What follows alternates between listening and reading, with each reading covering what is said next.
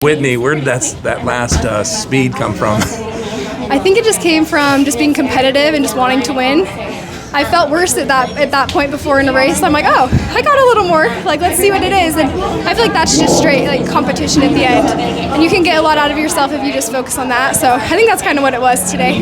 Just competing, just the love of competing. So yeah, it was fun. And last year such a the knee injury and coming back and making the trials and doing everything. How's your health? I mean, I guess it's been a lot better. Yeah, it's for sure a lot better than it was before surgery. We're still not at 100% with my knee, but we're way better than we were before, and we're making improvements, so we're happy with it. Enough to race and train hard, so yeah. When you say that you're not 100%, where's the not getting that 100% coming from? I'm not exactly sure. I think it just takes time, especially just how hard we pushed it.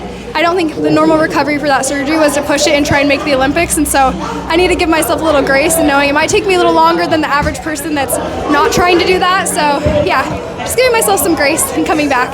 And turning pro, and this, what have you learned during this time to get to this point? And during your pro career, what have you learned to kind of manage it now that you're pretty much a veteran at this? What are you doing differently to kind of manage it, to manage the injuries, and being able to maintain what you accomplished in college? Yeah, that's a really good question. There's so many things I've learned. This is one of the hardest sports, I think.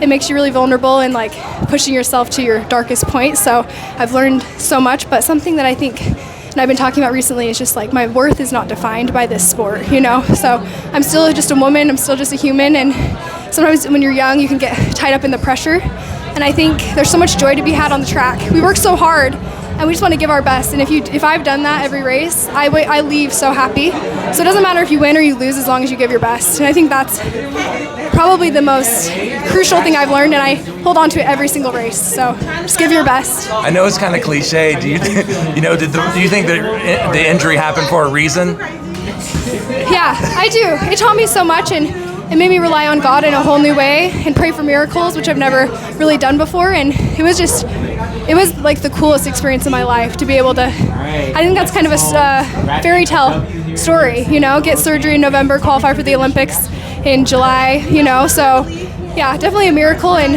it pushed me to strengthen my faith, which was everything, honestly. So. And is this a launch pad? Do you think it was a launch pad for what you can do being healthy and what you can do in the summer and leading up to the World Trials and possibly an opportunity again to compete against the world's best at the World Championships? Yeah, why not?